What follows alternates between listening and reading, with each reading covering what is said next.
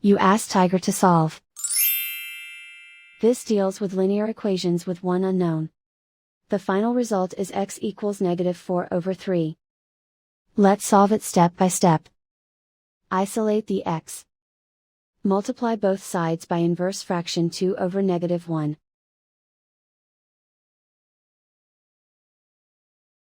Group like terms. Multiply the coefficients. Simplify the arithmetic.